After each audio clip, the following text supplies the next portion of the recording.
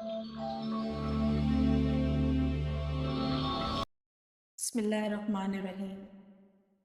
اللہ کے پیغمبر حضرت یوسف علیہ السلام کو ایسی بے مثال خوبصورتی اور حسن عطا کی گئی تھی کہ تاریخ انسانی میں آج تک آپ کے حسن کی مثال دی جاتی ہے۔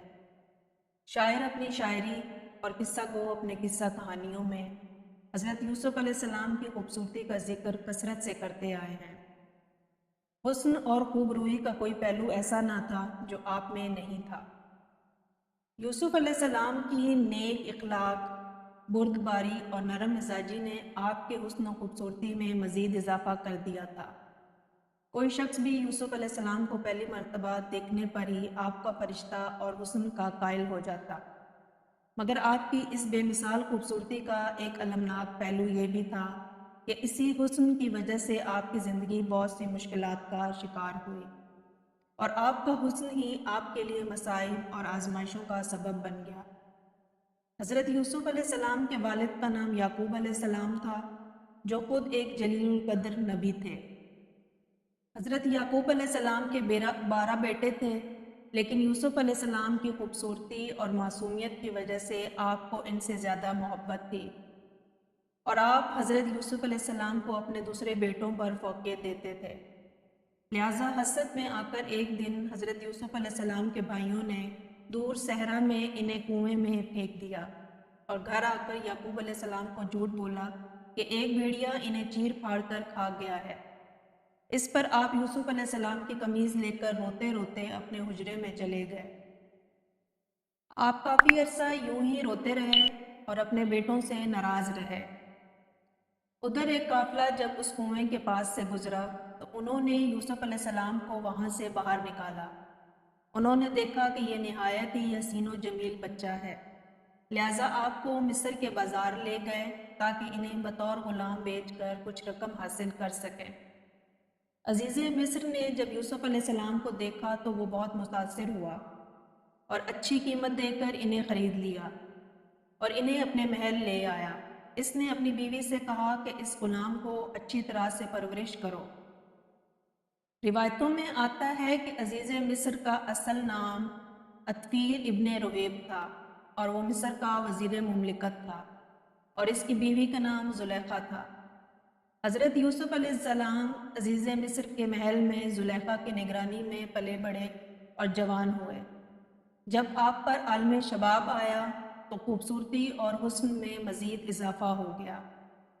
عالم یہ تھا کہ جو کوئی بھی آپ کی پرنور چہرے کی طرف دیکھتا تو اس پر سے نظر ہٹانا مشکل ہو جاتا۔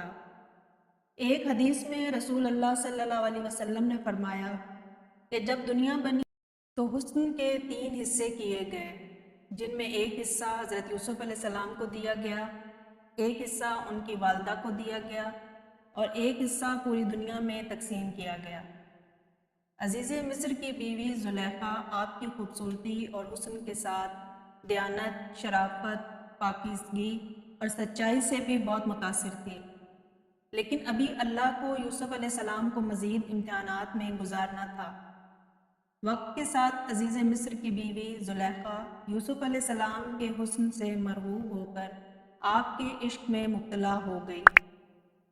ایک دن زلیخا نے حضرت یوسف علیہ السلام کو اپنے خوابگاہ میں بلایا اور دروازے بند کر کے اپنی حرام خواہش کو ظاہر کیا۔ حضرت یوسف علیہ السلام نے اللہ کا نام لیا اور خوف کھاتے ہوئے دروازے کی جانب بھاگے۔ زلیخا انہیں پکڑنے کے لیے ان کے پیچھے دوڑی۔ ان کی قمیض کا پچھلا دامن اس کے ہاتھ میں آ گیا۔ جیسے ہی اس نے اپنی طرف کھینچا تو وہ پھٹ گیا۔ حضرت یوسف علیہ السلام باہر نکلے تو سامنے عزیز مصر کھڑا تھا، پیچھے زلیخا بھی باہر آ گئی۔ اس نے شوہر کو دروازے پر کھڑا دیکھا تو معصوم بن گئی اور یوسف علیہ السلام پر الزام لگاتے ہوئے کہا، یوسف میرے ساتھ غلط ارادہ رکھتا ہے، لہٰذا اسے سخت سزا دی جائے۔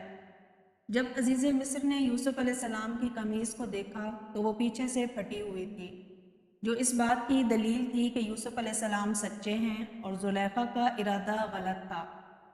وہیں اللہ کی طرف سے ایک اور معجزہ سرزد ہو گیا اور محل میں موجود ایک دودھ پیتا ہوا شیر خوار بچہ اللہ کے حکم سے بول اٹھا اور اس نے گواہی دی کہ یوسف علیہ السلام پاک دامن اور سچے ہیں۔ یوں عزیز مصر کے سامنے سچائی واضح ہو گئی، لیکن اپنی بیوی کی بدنامی کی خاطر وہ خاموش ہو گیا اور بات کو رفع دفع کیا۔ یہ واقعہ آہستہ آہستہ پورے شہر میں عام ہو گیا، لہٰذا مصر کے لوگوں نے زلیخا پر طعن و طنز کرنا شروع کر دیا کہ عزیز مصر کی بیوی خود اپنے ہی غلام کے عشق میں مبتلا ہو گئی ہے۔ ان چرچوں سے تنگ آ کر زلیخا نے ایک بہت بڑی دعوت رکھی، جس میں شہر کی معزز خواتین کو کھانے پر دعوت دی گئی۔ جب دعوت کا آغاز ہوا تو زلیخا نے تمام عورتوں کو ایک چھری اور پھل دے کر اسے کاٹنے کو کہا۔ جب وہ عورتیں پھل کاٹنے لگیں تو عین اسی وقت زلیخا کے حکم سے یوسف علیہ السلام کو بلایا گیا۔ جیسے ہی ان عورتوں نے یوسف علیہ السلام کا حسن و جمال دیکھا تو وہ مدہوش ہو گئیں اور پھل کی جگہ اپنی انگلیاں کاٹ لیں۔ لہٰذا اس کے ذریعے زلیخا نے عورتوں کو سمجھانے کی کوشش کی کہ آخر وہ کیوں یوسف علیہ السلام کے عشق میں مبتلا ہے۔ آخر ایسے خوبرو جوان جسے دیکھ کر عورتیں اپنی انگلیاں کاٹ لیں، اس پر دل آ جانا کوئی حیرت کی بات نہیں ہے۔ اس واقعے کے بعد ہر دن مصر کی کوئی نہ کوئی عورت یوسف علیہ السلام سے رابطے کی درخواست کرتی تھی، لہٰذا آپ علیہ السلام نے اللہ سے دعا کی کہ ان سے نجات مل جائے۔ آخرکار زلیخا کے لاکھ اصرار کرنے پر بھی یوسف علیہ السلام اس کی طرف مائل نہ ہوئے اور اس کی خواہش کو رد کرتے رہے تو عزیز مصر اور زلیخا کے حکم سے آپ کو زندان میں قید کر دیا گیا۔ یوسف علیہ السلام کی اس دعا کا ذکر اللہ نے قرآن مجید میں بھی کیا ہے۔ یوسف علیہ السلام نے کہا، اے میرے پروردگار، جس کام کی طرف وہ مجھے بلا رہی ہے اس سے بہتر تو قید خانہ ہے۔ آپ علیہ السلام تقریباً 10 برس جیل میں قید رہے۔ اس واقعے میں یہ پیغام ہے کہ اللہ کے نبی یوسف علیہ السلام نے گناہ اور اللہ کی نافرمانی سے بچنے کی خاطر اتنی مشکلات کا سامنا کیا اور وہ قید و بند کی مصیبتیں جھیلیں۔ اس کے باوجود آپ ثابت قدم رہے اور پروردگار کو راضی کرنے کی خاطر اپنے نفس کو کس طرح زیر کیا۔